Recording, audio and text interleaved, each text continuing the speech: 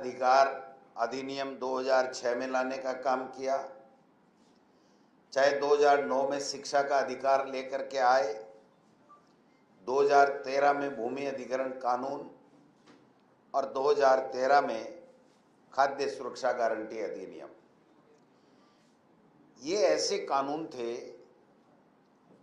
जिनसे आम नागरिक को आरटीआई के माध्यम से सूचना का अधिकार मिला। मंशा बहुत साफ और स्पष्ट थी कि भ्रष्टाचार समाप्त हो, लोगों की जो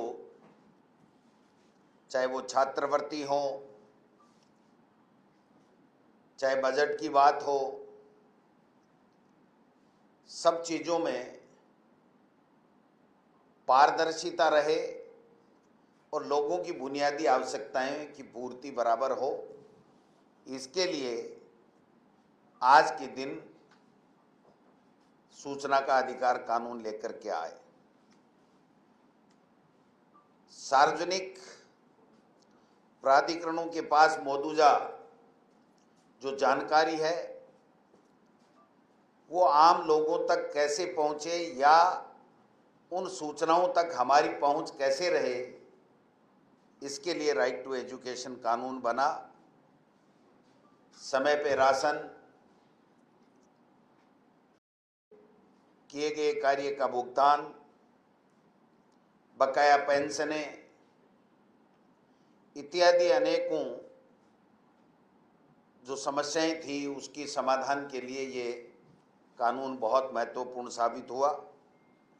लेकिन जो चिंता का विषय है वो ये है कि ये राइट टू इंफॉर्मेशन का कानून जिस उद्देश्य के साथ में लाया गया था, यूं ही एनडीए गवर्नमेंट बनी 2014 में और उसके ऊपर हमले होने चालू हो गए और आरटीआई कानून को कमज़ोर करने की दिशा में कार्य चालू हो गए। पारदर्शिता और लोकतांत्रिक ढांचे को आघात पहुंचाने के उद्देश्य से 2019 में ये जो कानून है, इसमें जो आयुक्तालय बना हुआ है उसका 5 साल का कार्यकाल था। उनकी सेवा शर्तें निश्चित थी। 2019 में इस कानून में संशोधन करके और इसको कमज़ोर करने के लिए केंद्र सरकार के हाथ में इन बातों को दे दिया गया कि उनका कार्यकाल और सेवा शर्तों में वो संशोधन कर सकते हैं। मैं समझता हूं कि इसी प्रकार से 2023 में डिजिटल पर्सनल डेटा प्रोटेक्शन अधिनियम, निजी जानकारी नहीं दी जा सकती, ये संशोधन 2023 में किया गया और इसकी आड़ में वो जानकारियां जो हमारे लिए भ्रष्टाचार रोकने के लिए या आम व्यक्ति के लिए आवश्यक थी उनको छिपाया जाने लगा। ये भी यहाँ पर यूपीए सरकार के कानून को कमज़ोर करने के लिए एनडीए सरकार ने करने का काम किया। पहले जनहित में कोई भी जानकारी हो वो उजागर होनी चाहिए और यहाँ पर निजी जानकारी की बात करके और संशोधन करने के बाद में उसको कमज़ोर कर दिया गया।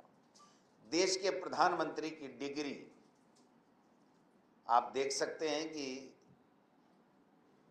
एक तरीके से सार्वजनिक है। किसी की भी डिग्री वेबसाइट पे उपलब्ध होनी चाहिए, लेकिन देश के प्रधानमंत्री की डिग्री इस कानून के संशोधन की आड़ में इन्होंने मना करने का काम किया।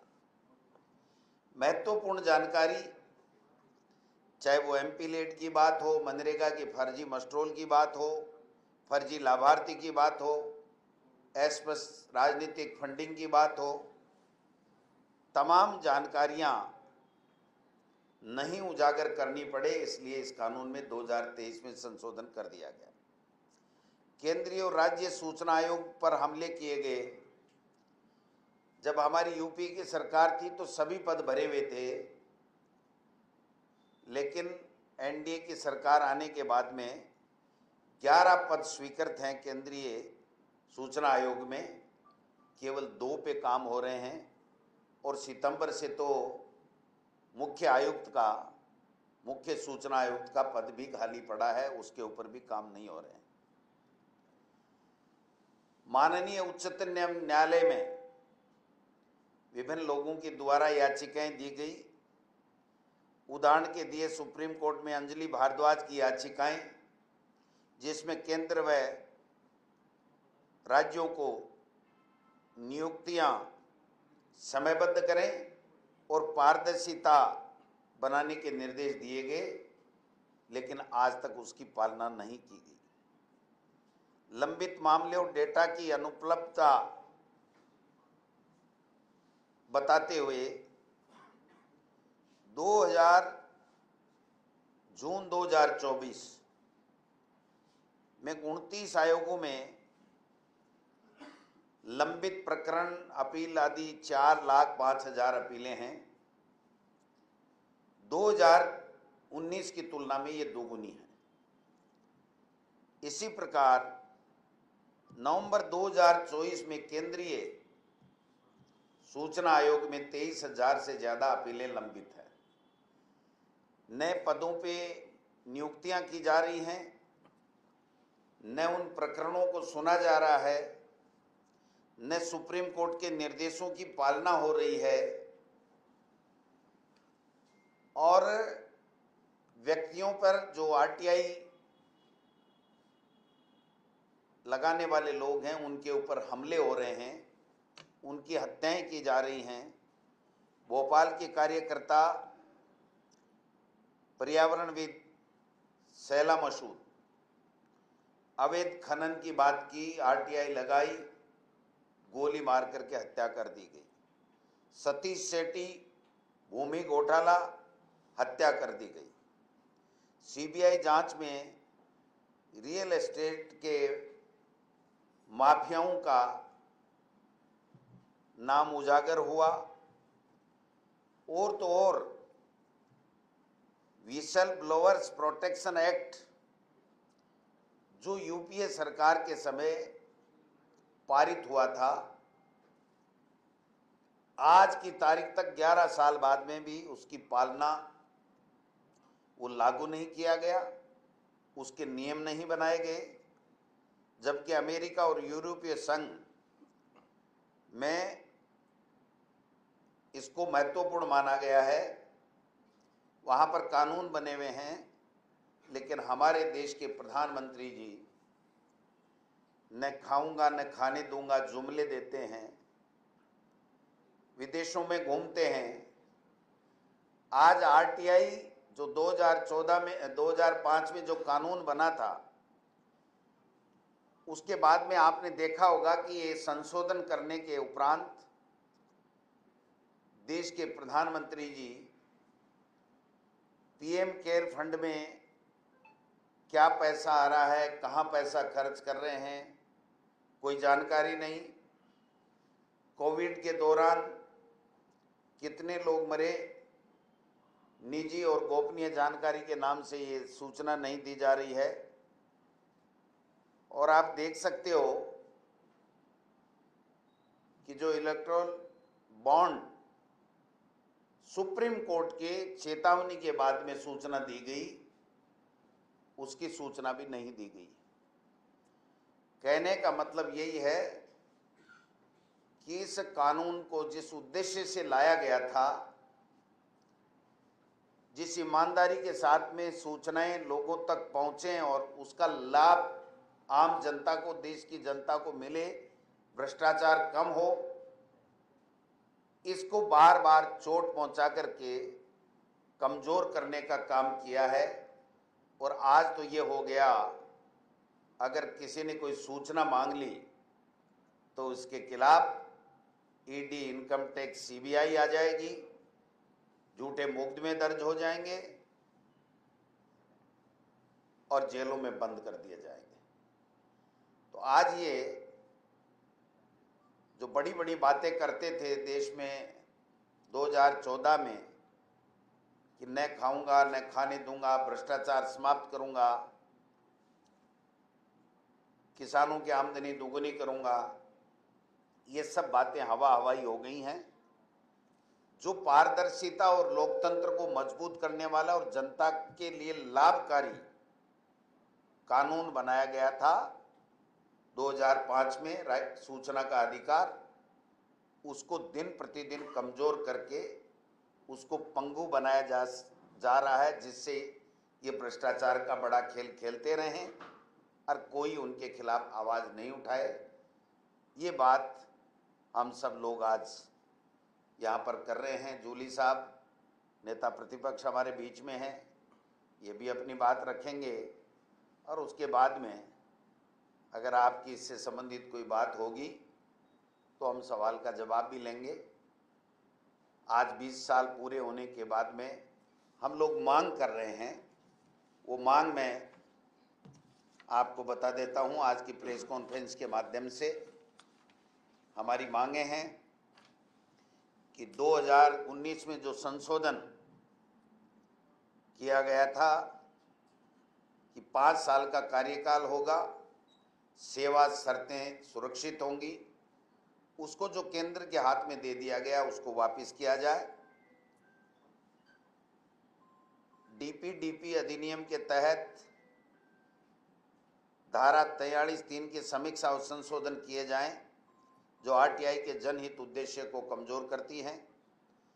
केंद्र और राज्य के आयोगों में सभी रिक्तियों को तुरंत पारदर्शी एवं समयबद्ध प्रक्रिया के तहत भरा जाना चाहिए।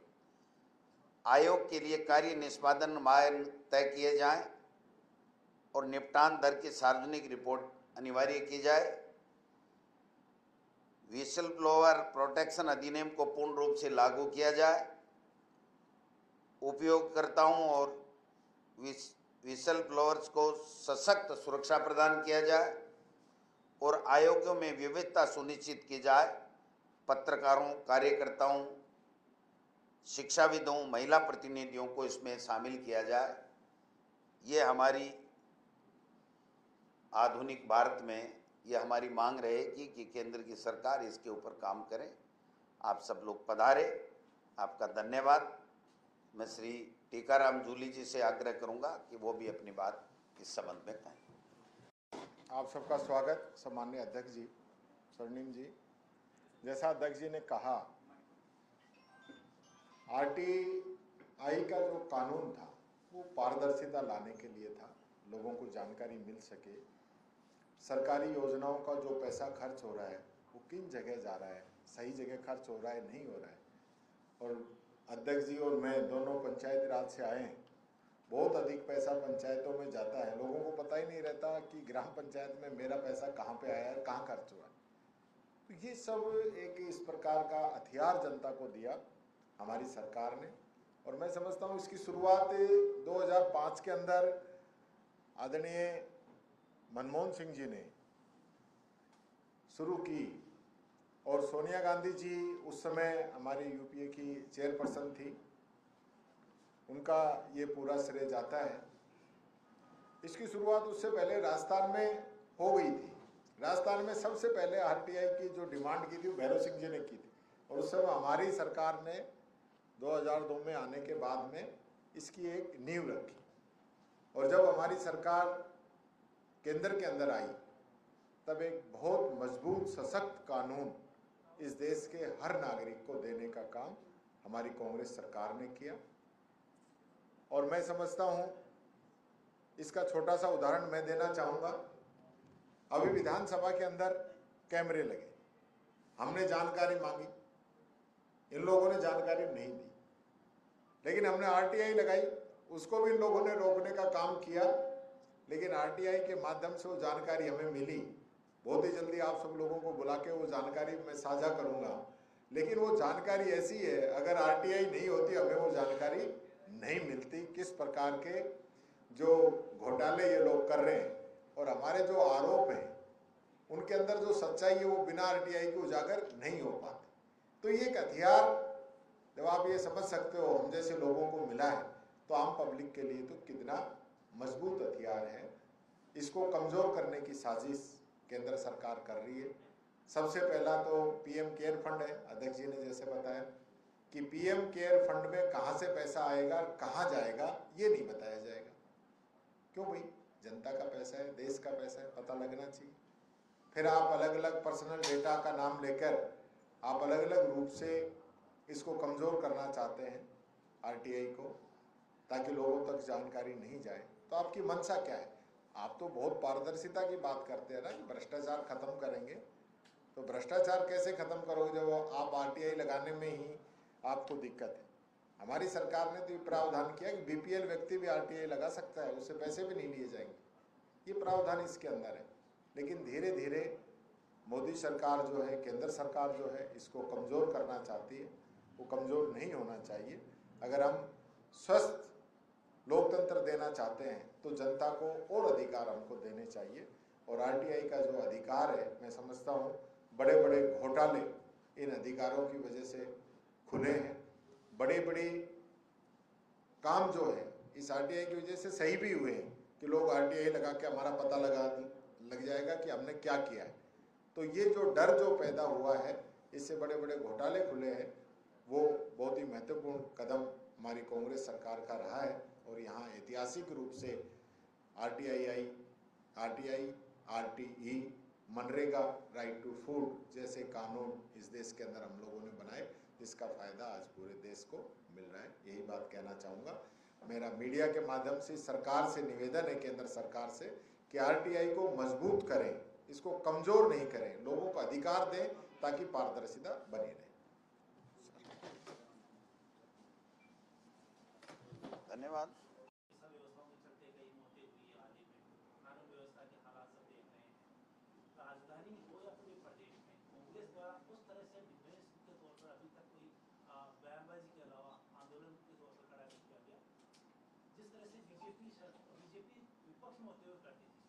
क्या कांग्रेस बीजेपी का एक भी आंदोलन नहीं हुआ था, झूठे आरोप वो लगाते थे। एक सेक्रेटेरिएट के पिछवाड़े में पिछले गेट पे हुआ था, जिसमें 500 आदमी आए नहीं थे और कहा था गंदा पानी छोड़ दिया। एबीवीपी ने जरूर, जो छात्र संगठन है, उसने 2-4 प्रदर्शन जरूर किए थे। आपने देखा होगा कोटा में 30-35 हजार लोग आए, बूंदी में आए, चित्तौड़ में आए, उससे पहले बीकानेर में, कल परसों आपने भीलवाड़ा में देखा होगा। तो आए दिन धरने, प्रदर्शन, आंदोलन, और बड़े बड़े भारतीय जनता पार्टी ने 5 साल में कहीं भी 2000 से ज़्यादा का कोई आंदोलन नहीं किया था। हमारे यहाँ 2 साल के अंदर अंदर आपने देखा होगा कि किसानों की मांग को लेकर के 35,000 के लगभग कोटा के अंदर, उससे पहले भी कोटा में हम लोग गए थे, जहां हमारे पे और जूली साहब पे मुकदमे दर्ज किए थे। उसके बाद में बीकानेर में एक बड़ा आंदोलन 30-35 हजार लोगों का हुआ था। कल परसों भीलवाड़ा में आपने देखा 20-25 हजार लोगों का हुआ था। उससे पहले बूंदी में हुआ था 20 हजार के लोगों का, चित्तौड़ में हुआ था। तो सवाल ये है कि ये सरकार कान में रुई डाल के बैठी है। ये बीजेपी के नेता मंत्री संतरियों की भी नहीं सुन रही है और अफसर मुख्यमंत्री की नहीं सुन रहे, तो आम जनता के क्या हाल हैं। इसलिए आप देख सकते हैं कि अभी हमारा संगठन सर्जन अभियान चल रहा है और उसके तुरंत बाद में इनकी खाल खिंचाई करेंगे, चिंता करने की जरूरत नहीं है। और राजस्थान की विधानसभा में तो देखा होगा कि कोई मंत्री जवाब ही नहीं दे पाया था। और किसी ने 70 साल में ये हिम्मत की है क्या कि राजस्थान की विधानसभा के भ्रष्टाचार को उजागर करने के लिए आरटीआई लगाई? ये हिम्मत कांग्रेस पार्टी और कांग्रेस पार्टी के नेता ही कर सकते हैं, दूसरे नहीं कर सकते हैं। इसलिए इनकार हमारा कोई मुकाबला नहीं है। हम ईमानदारी के साथ में जनता के साथ में खड़े हैं, जनता के मुद्दों के ऊपर हम लोग संघर्ष कर रहे हैं और इनकी नाक में नकेल डाल करके जनता के काम करवाएंगे। आरटीआई की आपने बोला कि कमजोर किया जा रहा है, उसको लेकर कांग्रेस कौन सी रणनीति करी जिससे आरटीआई मजबूत होगी? देखिए, निश्चित बहुत अच्छी बात है। इसके तहत हम एक प्लान बना रहे हैं कि जो विभिन्न संस्थाएं हैं, जो बुद्धिजीवी वर्ग है, वहाँ पर हम चर्चा करके, लोगों के बीच में जा कर के और उनके साथ संगोष्ठी करके और इस तरीके का प्लान हम लोग अब बनाएंगे, क्योंकि आज 20वां साल था, तो आज तो पूरे देश के अंदर इस मांग को लेकर के है। लेकिन मैं आपको दो बातें बताता हूँ इस आरटीआई से। अभी आप ही के किसी चैनल ने, प्रिंट मीडिया ने चलाया होगा कि एक आरटीआई के माध्यम से बिजली का एक बहुत बड़ा घोटाला हो रहा था, और उस बिजली के घोटाले को आरटीआई के माध्यम से जब उजागर किया गया तो वो उनको निरस्त करना पड़ा। एक शिक्षा विभाग के अंदर बहुत बड़ा घोटाला होने जा रहा था, और आपने देखा होगा कि आरटीआई के तहत सूचना मांगी गई, बहुत मुश्किल से दी। 6 बार फाइल मंत्री और अधिकारी और सीएमओ तक घूमती रही। आखिरी में ये आरटीआई था जिसके डर के कारण से उस टेंडर को उनको निरस्त करना पड़ा। ऐसों दर्जनों उदाहरण हमारे पास में हैं। अलग से हम लोग बता देंगे कि किस तरीके से हमारे कार्यकर्ता आरटीआई के माध्यम से इनके सरकार के भ्रष्टाचार को उजागर करने के लिए पूरी शिद्दत के साथ में लगे हुए हैं। डोटासरा जी का एक कॉन्फ्रेंस जिसमें मंत्री भी उपस्थित रहते हैं, उसको संबोधित करते, पर वो कैंसिल कर दिया गया है। नहीं, गृह मंत्री तो आ रहे हैं क्या? हाँ, तो वो तो हम ही मान रहे थे। दीपावली पहले पर्चियां बदल सकती हैं, तो वो तो आज इसी पे रहेंगे। वो ताज़ा खबर है कि कल वो आ रहे हैं, तो कोई न कोई कुछ करके जाएंगे, पर्चियों का फैसला करके जाएंगे। पर्चियों का फैसला कुछ न कुछ तो करना पड़ेगा ना। यहाँ तो ठप पड़ा है सारा का सारा काम, कुछ हो ही नहीं रहा भाई साहब। जनता कह रही है ये सरकार है, सर्कस है, पता ही नहीं चल रहा, कोई काम ही नहीं हो रहा। और हम नहीं कह रहे, आम जनता नहीं कह रही, बीजेपी के नेता और कार्यकर्ता कह रहे हैं कि साहब 3-3 जगह पर्ची कटा ली, फिर भी मेरा काम नहीं हुआ। जूली साहब, एक कार्यक्रम में की है पूर्व मुख्यमंत्री अशोक गहलोत की भी, पूर्व विधानसभा अध्यक्ष सीपी जोशी की भी काफी तारीफ वहाँ पे की गई है। इसको किस तरीके से देख रहे हैं? और दूसरा ये कि मदन राठौड़ जो प्रदेश अध्यक्ष है भाजपा की, उनका नाम ही नहीं था कहीं आती थी लिस्ट में। देखिए, वो तो उन्होंने बता दिया था कि वो आखिरी समय में उसमें कार्यक्रम में शामिल हुए थे। वो कोई बात नहीं है, वो तो उनको तय करना है कौन अतिथि आते हैं नहीं आते हैं। लेकिन हमारी सरकार का जो काम था 18 से 23 का, उसकी हर जगह तारीफ थी। और आज जो तारीफ हुई उसका कारण भी यही था। मैंने वहाँ भी कहा कि चिरंजीवी योजना का नाम हमने पुनिया जी ने आंदोलन जीवी कहा किसानों को लेकर, तो हमने कहा चिरंजीवी, और चिरंजीवी पे हमने नाम रखा। एमएलए लैंड जो है 5 करोड़ की, हमने कटारिया जी के कहने से उन्होंने प्रस्ताव रखा और हमने मानी। तो जो हमारे समय में जो बात थी उसको लोग याद करते हैं, चाहे बीजेपी के लोग हों चाहे कांग्रेस के लोग। लेकिन आज जरूर जिस प्रकार से शासन चल रहा है, राज चल रहा है, और जिस प्रकार से जो संवैधानिक पदों पे हैं, चाहे मुख्यमंत्री जी हों, चाहे अध्यक्ष जी हों या अन्य लोग हों, वो अपनी जिम्मेदारी नहीं निभा पा रहे हैं। पक्ष और विपक्ष जो है एक सिक्के के दो पहलू हैं, दोनों का एक ही टारगेट है कि राजस्थान आगे बढ़े। लेकिन ये लोग ऐसा सोचते हैं कि विपक्ष के लोग तो हमें टोके ही नहीं, अगर हमें टोक दिया तो देशद्रोही है, तो हमको इनके हाँ के जयकारे लगाने के लिए तो जाते नहीं। हम अपनी बात कह रहे हैं, नीतियाँ हमारी अलग है, उनकी अलग है। तो लेकिन पूनिया जी ने जो पुस्तक लिखी वो उनका विपक्ष का जो कार्य था, विपक्ष में उन्होंने क्या काम किए उसको लेके लिखी थी। उन्होंने याद किया, मैं गया, लेकिन वहाँ आपने देखा होगा कि कैसा है इन्हीं के अंदर। पहले तो शुरू के अंदर मेरे को लग रहा था मैं अकेला ही विपक्ष में हूँ। जब मंच पे गए तो मेरे को लगा कि आधे मंच का मेरे को समर्थन है।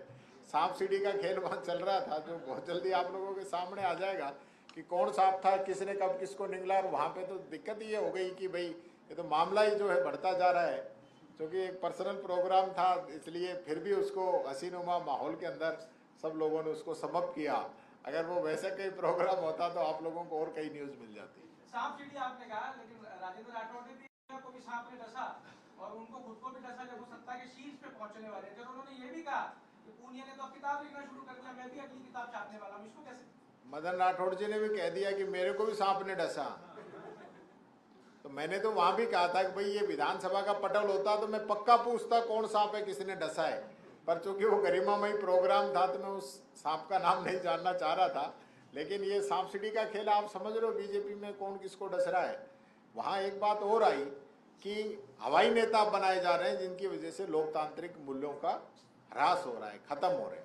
राजस्थान की ये परंपरा नहीं रही। यहाँ हमेशा जो है पक्ष विपक्ष हमेशा जो ऐसे मुद्दे थे जिन पे सबको एकजुट होना चाहिए था, जब चिरंजीवी योजना लॉन्च हुई और पेंशन योजना लॉन्च हुई और 5 करोड़ रुपए एमएलए लेड के घोषणा हुई, उस समय पक्ष विपक्ष सब लोगों ने मिलकर तालियां बजाई थी।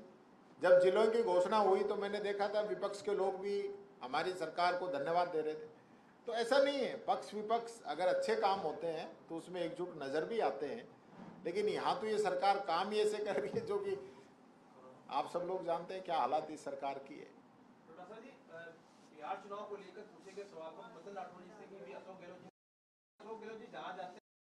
मदन राठौड़ जी के किसी सवाल पे जवाब मुझे देने की जरूरत है क्या? मैं समझता हूं कि वो उपेक्षित व्यक्ति हैं, हमारे मित्र हैं, मेरे साथ रहे हैं, सरकार में उनको तवज्जो मिल नहीं रही है, इसलिए ऐसा कोई उल्टा सीधा जवाब देकर के वो चर्चा में बने रहना चाहते हैं, बने रहें। लेकिन अशोक गहलोत जी से या उनके बारे में बात करने से पहले व्यक्ति को सोचना पड़ेगा कि उनके कद में इनके कद में क्या फ़र्क है। उन्होंने वो काम कर दिए अशोक गहलोत जी ने सरकार में रहते हुए जिसका लाभ आम लोगों को मिल रहा है और वर्षों वर्षों तक लोग याद करेंगे। मदन राठौड़ साहब पर्ची चेंज करा के अपनी पर्ची लॉटरी में निकलवा के लाएं, फिर कुछ करें, फिर उसके बाद में कोई चर्चा करें तो बेहतर होगा।